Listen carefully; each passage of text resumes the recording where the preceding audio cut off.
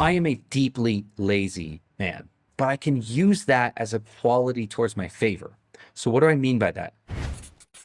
My mind tends to wander very often, and before I know it, time flies by. How can I make the most of my mind while staying focused? I disagree that time flies.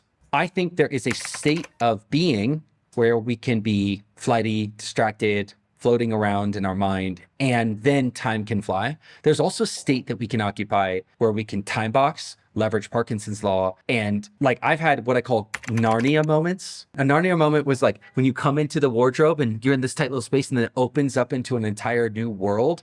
I've had hours where I look up after that hour and I'm like, that was just an hour. I feel like I did 5 hours of work inside of that hour. So I agree that time can be variable, but I don't agree with you that it only goes in one direction where it's always flying. I think that's a sign that you're probably stuck in a place where you're allowing yourself to drift a lot and you're not gamifying your work. You're not exercising that muscle of really understanding how it can be when you gamify your work and start to race the clock. Because when you get into this sort of like leaned in, gamified, enjoyable place in your work, the opposite can happen where not only does time not fly, it seems to almost slow down for you so that you can get more done in a block of time. That's part one of that question. Then part two is how can I best use this as my ally? I do think it is possible to use a bad quality towards a good outcome.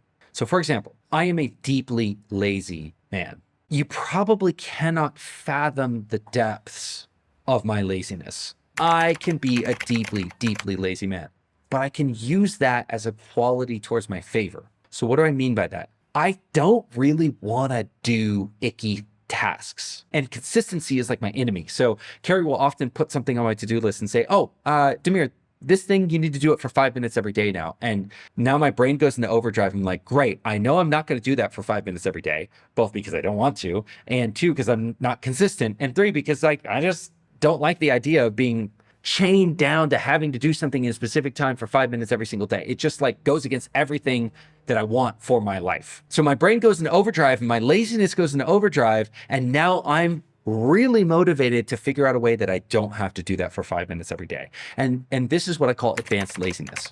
Advanced laziness is where you deeply don't want to do something and then will spend 20 to 30 hours of really intensive effort to figure out how to not do that thing.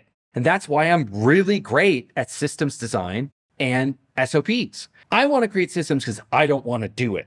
I just don't want to do it. And it is a powerful motivator to be like, I don't want to do that. And you will unlock a very motivated, very creative side of yourself. So can you use a bad trait towards a positive end? Absolutely. It takes a little bit of mental gymnastics, but you absolutely can.